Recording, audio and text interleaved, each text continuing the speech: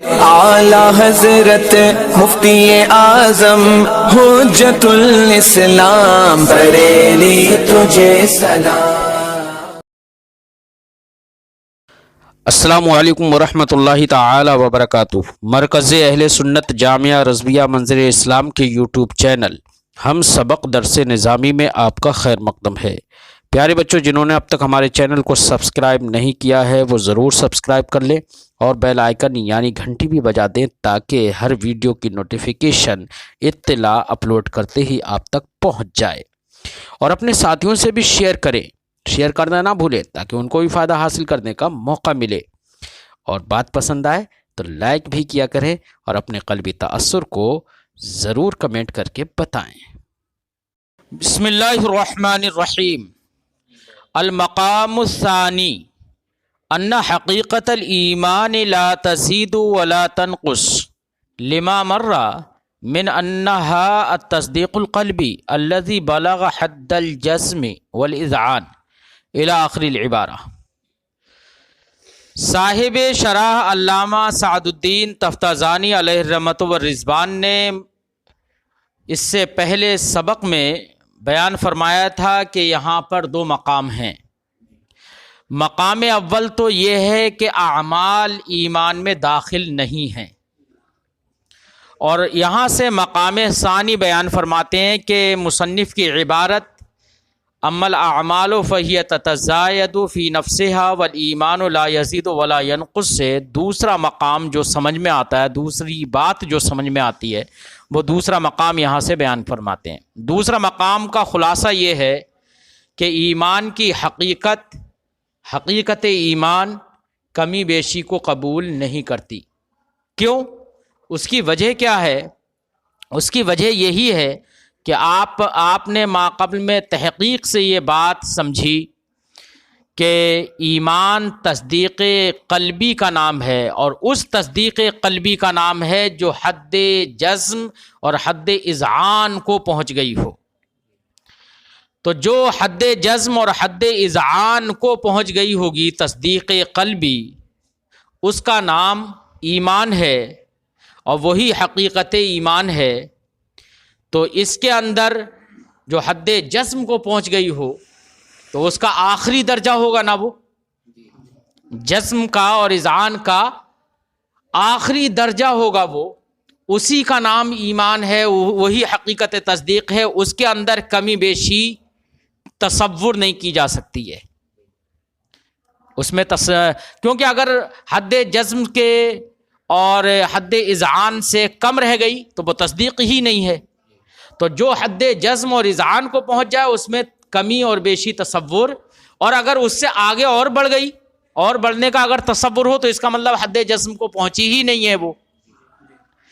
اس لیے ایمان کی حقیقت ہے کہ حد جزم کو اور حد اذعان کو تصدیق قلبی پہنچ گئی ہو تو اس میں کمی بیشی کا تصور نہیں ہو سکتا۔ اس لیے مصنف علیہ رحمۃ والرضوان نے فرمایا کہ یہاں پر دوسرا مقام یہی ہے کہ حقیقت تصدیق کمی بیشی کو قبول نہیں کرتی۔ بات سمجھ میں آ گئی؟ فرماتے ہیں المقام الثانی، دوسرا مقام یہ ہے ان حقیقت الایمان لا تزید ولا تنقص، حقیقت ایمان کم اور بیش نہیں ہوتی، لا تزید اور نہیں بڑھتی نہیں ہے، ولا تنقص اور نہ ہی کم ہوتی ہے۔ لما مرہ، کیونکہ یہ بات گزر چکی ہے کہ من انہا التصدیق القلبی، کہ حقیقت ایمان جو ہے وہ تصدیق قلبی ہے، الذی بلغ حد الجزم والاذعان، جو کہ جزم و اذعان کی حد کو پہنچ گئی ہو۔ وَهَذَا لَا يُتَصَوَّرُ فِيهِ زِيَادَةٌ وَلَا نُقْصَانٌ، اس کے اندر زیادتی اور نقصان تصور نہیں کیا جائے گا۔ حتیٰ، یہاں تک کہ ان من حصل له حقیقت التصدیق، کہ جس شخص کو حقیقت تصدیق حاصل ہو گئی، یعنی جس کی تصدیق قلبی حد اذعان کو پہنچ گئی، حد جزم کو پہنچ گئی، فَسَوَاءٌ أَتَى بِالطَّاعَاتِ أَوْ ارْتَكَبَ الْمَعَاصِي، تو برابر ہے کہ وہ شخص طاعات کرے یا معاصی اور گناہوں کا ارتکاب کرے، تو وہ چونکہ تصدیق تو حد جزم کو پہنچی ہوئی ہے، فتصدیقہ باقٍ علی حالی، تو اس کی تصدیق اپنے حال پر باقی ہے، اور طاعات کے کرنے یا گناہوں کے کرنے سے اس تصدیق جزمی جو کہ اپنے حد کو پہنچ گئی ہے اس میں کوئی تغیر نہیں ہوگا. جب تغیر نہیں ہوگا تو اس کا مطلب یہ ہوا کہ ایمان کمی بیشی کو قبول نہیں کرتا. فرماتے ہیں فتصدیقہ باق علی حالی، تو اس کی تصدیق اپنے حال پر باقی رہے گی. لا تغیر فیہ اصلا، اس کے اندر کوئی تغیر اور کمی بیشی نہیں ہوگی. اب رہی یہ بات ہے کہ اعتراض کوئی کر سکتا ہے کہ جناب بہت ساری آیات ہیں ایسی جو دلالت کرتی ہیں ایمان کے بڑھنے پر، اور جب بڑھنا ہوگا تو اس کا مطلب اس کے مقابل کمی بھی ہوگی، ہے نا. جیسے قرآن نے فرمایا فزادتہم ایمانا، تو آیات کا نزول جیسے ہی ہوا تو ان آیات کے نزول نے یا ان آیات نے لوگوں کے ایمان کو بڑھا دیا.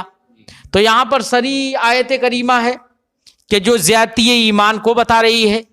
تو صاحب کتاب اس کا جواب دیتے ہیں، فرماتے ہیں کہ جن آیات میں زیادتی سمجھ میں آتی ہے، جو آیات دلالت کرتی ہے اس بات پر کہ ایمان میں زیادتی ہو جاتی ہے، تو اس کا جواب وہی ہے، اور وہ آیات اسی پر محمول ہوں گی جو امام اعظم ابو حنیفہ رحمۃ اللہ تعالی علیہ نے کہا ہے. امام اعظم رضی اللہ تعالی عنہ کا قول یہ ہے کہ آپ نے فرمایا کہ صحابہ کرام فی الجملہ ایمان لے آتے تھے، بالجملہ ایمان لے آتے تھے. بالجملہ ایمان لانے کا مطلب یہ ہے کہ اجمالی طور پر جیسے ہی اللہ اس کے رسول کی وہ تصدیق کر رہے ہیں، تو تصدیق کرنے کا مطلب سیدھا سیدھا یہ ہے کہ نبی صلی اللہ علیہ وسلم جو کچھ بھی لے کر آ رہے ہیں میں ان تمام کی تصدیق کرتا ہوں، ان کو حق مانتا ہوں، ہے چاہے وہ فرض بعد میں نازل ہوں، کچھ فرائض پہلے نازل ہو گئے، لیکن جب ایمان لے کر آئے تھے تو سب کا اجمالی طور پر جو بھی سرکار لے کر آئے چاہے بعد میں ان کا نزول ہو، لیکن اجمالی طور پر سب کی تصدیق کر دی اور سب کو حق انہوں نے مان لیا. تو ایسی صورت میں صحابہ کرام اجمالی طور پر ایمان لے کر آ جاتے تھے، بعد میں پھر کوئی فرض نازل ہوا، اس کی تفصیل معلوم ہوئی، اس کا بھی یقین کیا، پھر اس کے بعد پھر کوئی فرض نازل ہوا، کوئی واجب کا حکم ہوا، اس کی بھی تصدیق کی. تو بعد میں تفصیل ہوتی رہتی ہے، لیکن اجمالی طور پر ان کا جزم اس بات کا ہوتا ہے کہ نبی صلی اللہ علیہ وسلم جو بھی لے کر آیا، جو بھی نازل ہوگا یا سرکار جو بھی حکم دیں گے سب حق ہوگا، ہے نا. تو ایمان اجمالی لے کر آ جاتے تھے، بعد میں دیگر فرائض نازل ہوتے رہتے تھے اور ان پر تفصیل ہوتی رہتی تھی. تو حقیقت ایمان وہی ہے کہ جو انہوں نے ابتداءً اجمالاً پورا ایمان اجمالاً جو انہوں نے تصدیق کر دی تھی، اور اس میں کوئی کمی بیشی نہیں ہوتی. اب کمی بیشی، اب بعد میں فرض کوئی نازل ہوا تو اس کی بھی تصدیق کر رہے ہیں، پھر کوئی فرض نازل ہوا اس کی بھی تصدیق کر رہے ہیں، اس کو بھی حق مان رہے ہیں. تو آپ کہیں گے کہ یہاں تو بعد میں جب فرض نازل ہو رہا ہے تو اس کی مزید تصدیق کر رہے ہیں، تو زیادتی تو ہوئی یہاں پر. تو آپ کہیں تو امام اعظم علیہ رحمت و رضوان کے اس قول کا مطلب ہمارے علماء نے یہ بتایا کہ فرماتے ہیں کہ یہاں پر جو زیادتی ہو رہی ہے وہ نفس تصدیق میں زیادتی نہیں ہو رہی ہے، بلکہ مؤمن بھی جس پر ایمان لانا واجب ہے اس کی زیادتی سے زیادتی ہو رہی ہے. نفس تصدیق میں زیادتی نہیں بلکہ مومن بھی پر ایمان لانے کی زیادتی ہے. یہ یعنی نفس تصدیق تو وہی ہے کہ ابتداءً ہی انہوں نے سب کی تصدیق کر دی تھی، لیکن بعد میں فرائض جو نازل ہو رہے ہیں تو وہ فرائض تو مومن بھی ہیں، ان پر ایمان لایا جا رہا ہے. تو مومن بھی کی زیادتی سے زیادتی کا تصور ہو رہا ہے، ورنہ نفس تصدیق میں کوئی زیادتی نہیں ہے. بات سمجھ میں آئی؟ لہذا جو آیات کریمہ یہ بتاتی ہیں کہ ایمان بڑھ جاتا ہے تو اس کا مطلب یہ ہے کہ جب کوئی نیا فرض نازل ہوا، نیا واجب کا حکم ہوا تو اس کی انہوں نے تصدیق کی، تو مومن بھی کے اعتبار سے یہ زیادتی ہے، نہ کہ نفس تصدیق میں زیادتی. بات سمجھ میں آئی؟ تو آیات کریمہ اسی پر محمول ہوں گی کہ جو آیات کریمہ یہ بتاتی ہیں کہ ایمان بڑھ جاتا ہے یعنی مومن بھی کے اعتبار سے زیادتی ہوتی ہے، نہ کہ نفس تصدیق میں. بات سمجھ میں آ گئی؟ فرماتے ہیں والآیات الدالۃ علی زیادۃ الایمان، اور وہ آیات جو کہ زیادتی ایمان پر دلالت کرتی ہیں محمولۃ علی ما ذکرہ ابو حنیفہ، وہ سب کے سب محمول ہیں اس پر جس کو امام اعظم ابو حنیفہ رحمۃ اللہ تعالی علیہ نے ذکر کیا ہے. کیا؟ انہم کانوا آمنوا فی الجملہ، کہ مسلمان فی الجملہ ایمان لے آتے تھے، اجمالی طور پر ایمان لے آتے تھے، اور ثم یاتی فرض بعد فرض، پھر ایک فرض کے بعد دوسرا فرض آ جاتا تھا. وَكَانُوا يُؤْمِنُونَ بِكُلِّ فَرْضٍ خاص، تو پھر آنے والے ہر فرض خاص پر وہ یقین اور ایمان رکھتے تھے.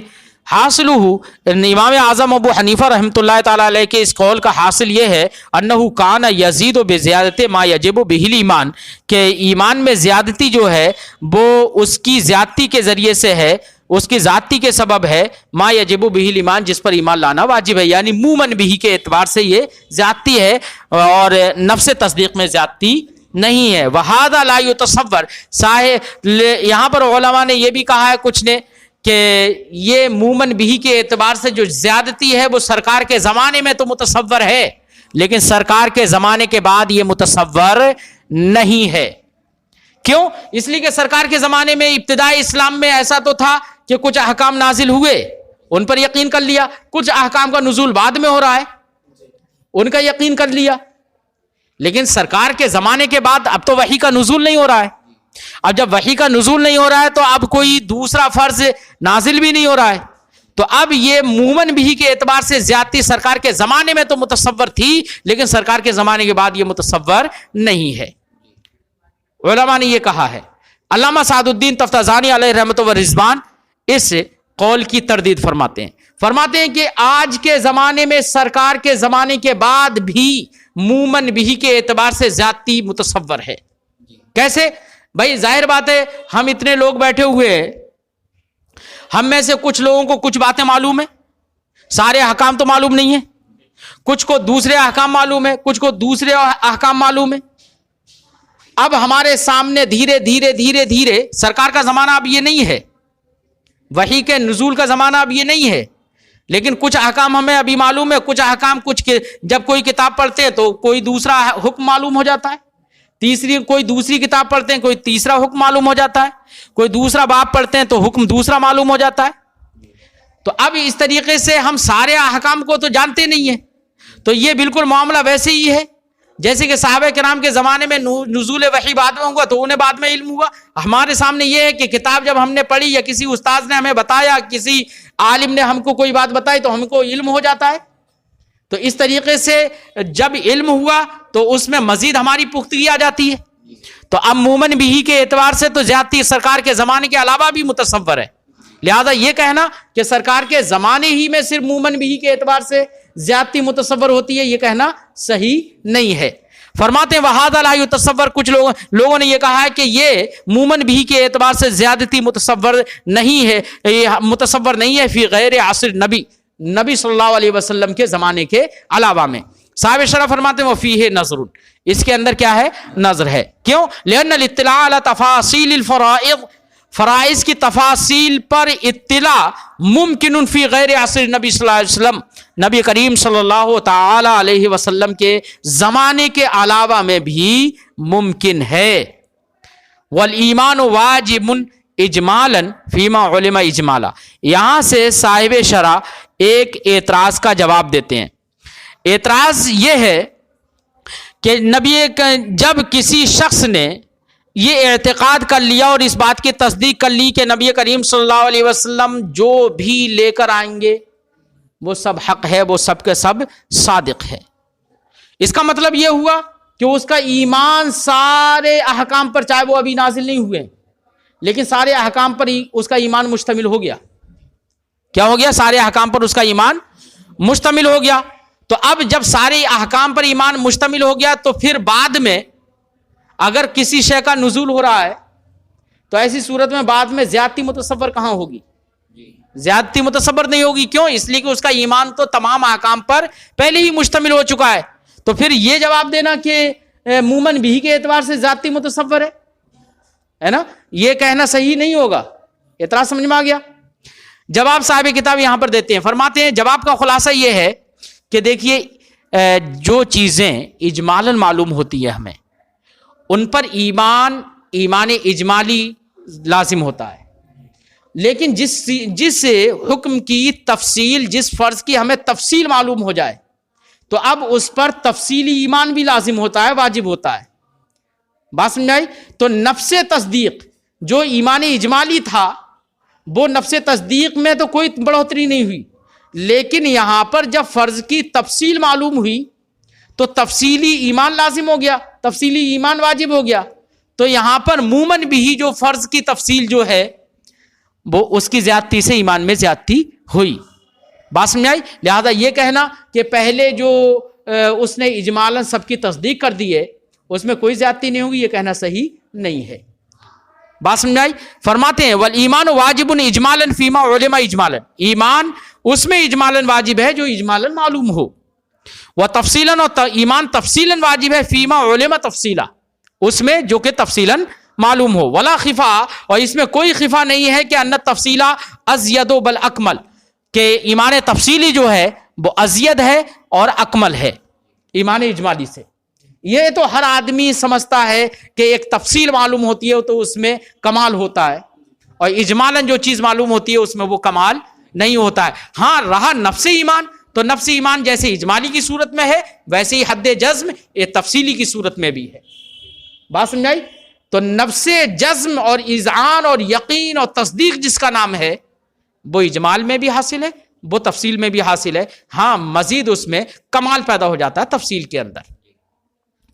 وما ذکر ان الاجمالی لا ينحط عن درجتی، فرماتے ہیں اور جو بات یہ مذکور ہے کہ ایمان اجمالی اپنے درجے سے کم نہیں ہوتا ہے بمقابل ایمان تفصیلی کے، فإنما هو في الاتصاب بأصل الایمان، تو یہ جو کہا گیا کہ نفس اس کا درجہ کم نہیں ہوتا ہے یہ اصل ایمان کی وجہ سے ہے. اصل ایمان میں درجہ کم نہیں ہوتا ہے، نفس تصدیق میں درجہ کم نہیں ہوتا ہے. نفس تصدیق میں ایمان اجمالی اور ایمان تفصیلی برابر ہیں، لیکن رہا کمال تو کمال میں ایمان تفصیلی بڑا ہوا ہے.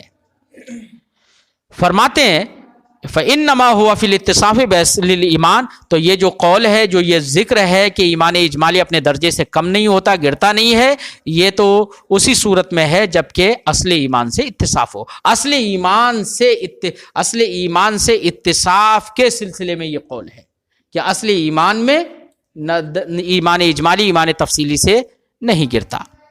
وقیل ان الثبات والدوام علی الایمان زیادۃ علیہ، قیلا سے ایک اور جواب ہے ان آیات کا جو آیات ایمان کی زیادتی پر دلالت کرتی ہیں. وہ جواب یہ ہے کہ یہ کہا گیا ہے کہ قرآن نے یہ کہا کہ آیات نے ان کے ایمان کو بڑھا دیا. ایمان کو بڑھانے کا مطلب یہ نہیں ہے کہ نفس ایمان کو بڑھا دیا، نفس ایمان نفس تصدیق تو وہی ہے جو پہلے تھی، بلکہ زیادتی کا مطلب جو ہے وہ یہ ہے کہ دیکھیے مثال سے سمجھیے، آپ نے ایک عبادت کی، عبادت کر کے ختم کر دی تو نفس عبادت کا حصول تو ہو گیا نا، نفس عبادت کا حصول ہو گیا. اور پھر اس عبادت پر آپ دوام کریں، ثابت قدم رہیں، لگاتار اسے کرتے رہیں، تو اس پر دوام جو ہے ایک الگ عبادت ہے. اس پر دوام ایک ہے نفس عبادت اور ایک ہے اس پر دوام، تو دوام جو ہے ایک الگ عبادت ہے.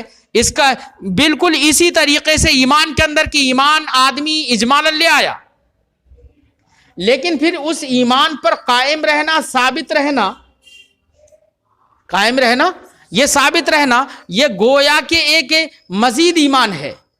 کیا ہے یہ؟ ایک مزید ایمان ہے. تو جن آیات میں یہ کہا گیا کہ ایمان بڑھ جاتا ہے، اس کا مطلب یہ ہے کہ ان کے ایمان میں ثبات آ جاتا ہے، دوام رہتا ہے. ثبات و دوام مراد ہے وہاں پر.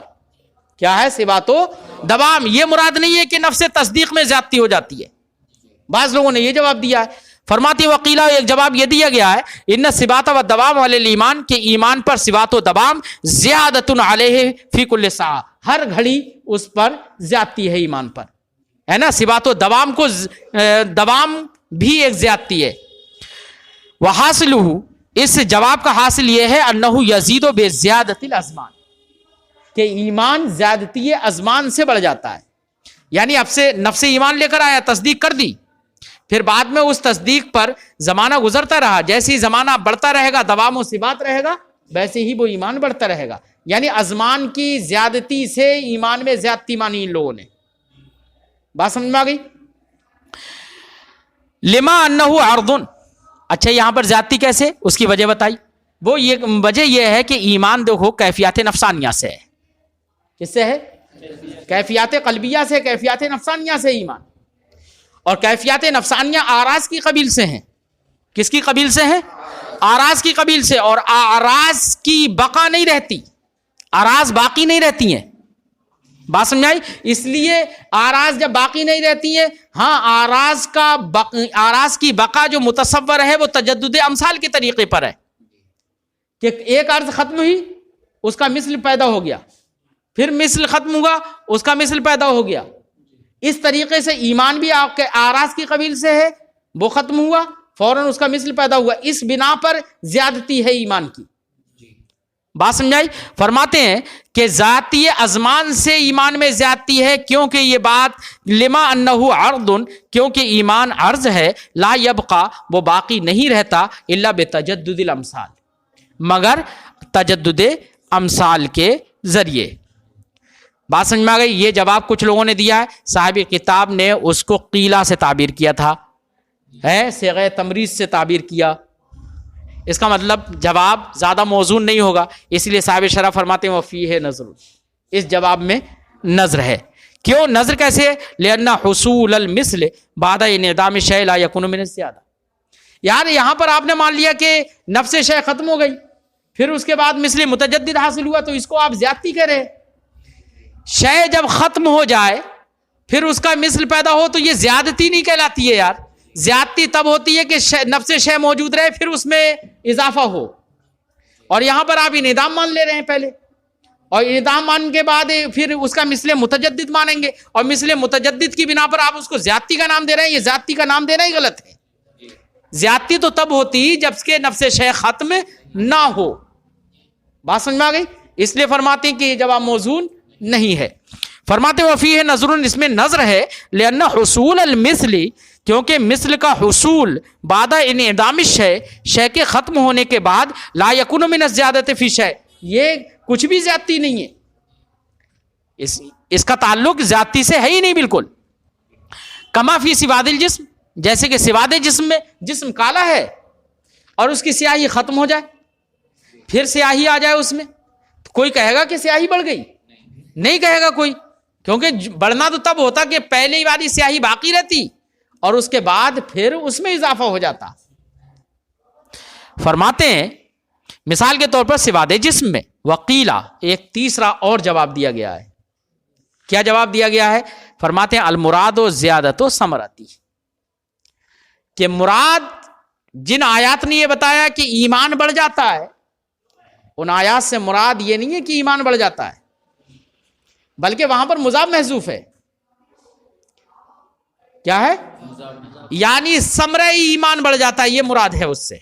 وہ آیات ایمان کو نہیں بڑھاتی بلکہ ثمرہ ایمان کو بڑھاتی ہیں، نور ایمان کو بڑھاتی ہیں، اشراق ایمان کو بڑھاتی ہیں، یہ مراد ہے. سمجھے نہیں؟ اعلیٰ حضرت علیہ رحمت و رضوان نے المستند میں فرمایا بھی ہے. اعلیٰ حضرت نے فرمایا کہ ایمان ایک نور ہے. ایمان ایک نور ہے.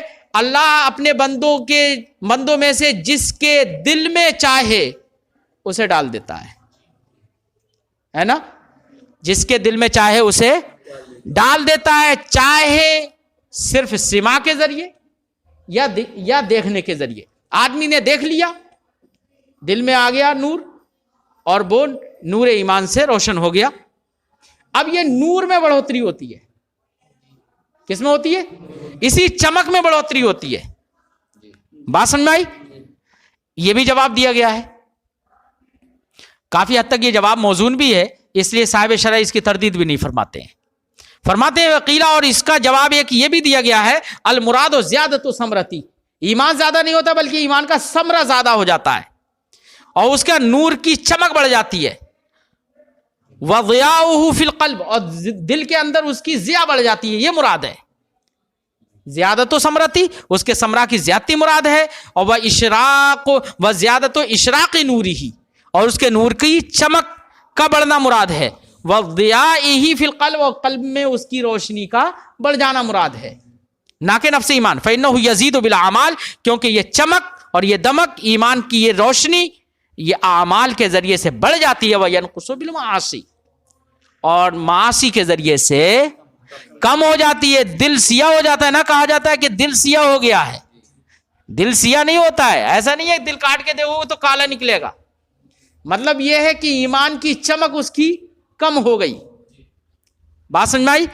فرماتے ہیں وَمَنْ ذَهَبَ إِلَىٰ أَنَّ الْأَعْمَالَ جُزْءٌ مِّنَ الْإِيمَانِ، یہ تو ان لوگوں کا اس مذہب کی ہم نے توضیح کی ہے جنہوں نے یہ کہا، جیسے کہ احناف، کہ ایمان گھٹتا بڑھتا نہیں ہے. یہ ان کے مذہب کی توضیح ہے جنہوں نے اعمال کو جزء ایمان نہیں مانا. لیکن جنہوں نے اعمال کو رکن ایمان اور جزء ایمان مانا، تو اعمال تو گھٹتے بڑھتے ہیں. زید تو صرف ایک وقت کی نماز پڑھتا ہے، عمر 5 وقت کی نماز پڑھتا ہے نا. بکر جو ہے وہ نماز ہی نہیں پڑھتا. اس کے بنسبت ناصر نماز بھی پڑھتا ہے اور نوافل بھی پڑھتا ہے، تہجد گزار بھی ہے. تو اعمال اس کے بڑھ گئے نا. اور اعمال جن کے نزدیک جزء ایمان ہے، تو ایمان میں بڑھوتری ہوئی نہیں ہوئی اب، کیونکہ اجزاء کے بڑھنے سے نفس ایمان بڑھے گا نا. تو جن کا مذہب یہ ہے کہ اعمال جزء ایمان ہے، ان کے نزدیک تو ایمان میں کمی بیشی ہونا یہ متعین ہے. بات سمجھائی؟ ہاں، جو ایمان کم و بیشی کو قبول نہیں کرتا، یہ ان کے مذہب پر ہے جنہوں نے اعمال کو جزء ایمان قرار نہیں دیا.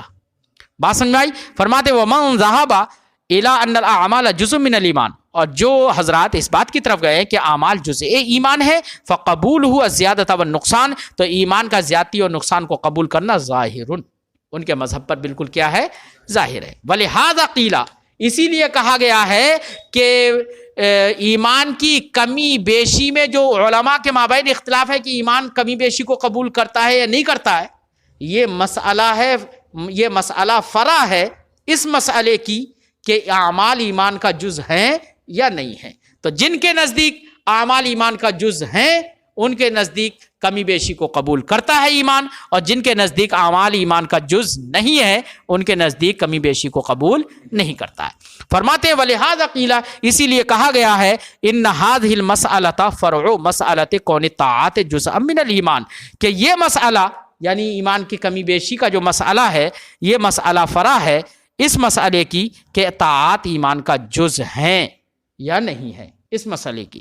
وقال بعض المحققین، بعض محققین نے کہا ہے، بعض محققین نے جو کہا ہے، بعض محققین سے مراد علامہ عضد الدین ہیں، صاحب شرح مواقف. انہوں نے یہ کہا کہ ایمان کی کمی بیشی ذاتاً بھی ہوتی ہے اور قوتاً و ضعفاً بھی ہوتی ہے. یعنی انہوں نے تصدیق کی کہ ایمان اور حقیقت ایمان اور تصدیق جو ہے وہ کمی بیشی کو قبول کرتا ہے. انہوں نے یہ کہا ہے. فرماتے وقال بعض المحققین، بعض محققین نے یہ کہا لا نسلم، ہمیں تسلیم نہیں ہے، ان حقیقت تصدیق لا تقبل الزیادۃ والنقصان، کہ حقیقت تصدیق ذاتی و نقصان کو قبول نہیں کرتی، بل تتفاوت قوت و ضعف، بلکہ حقیقت تصدیق قوت و ضعف میں متفاوت ہوتی ہے. کیا ہوتی ہے؟ متفاوت ہوتی ہے. قوت و ضعف میں کہہ رہے ہیں، یاد رکھنا ہے. کیوں؟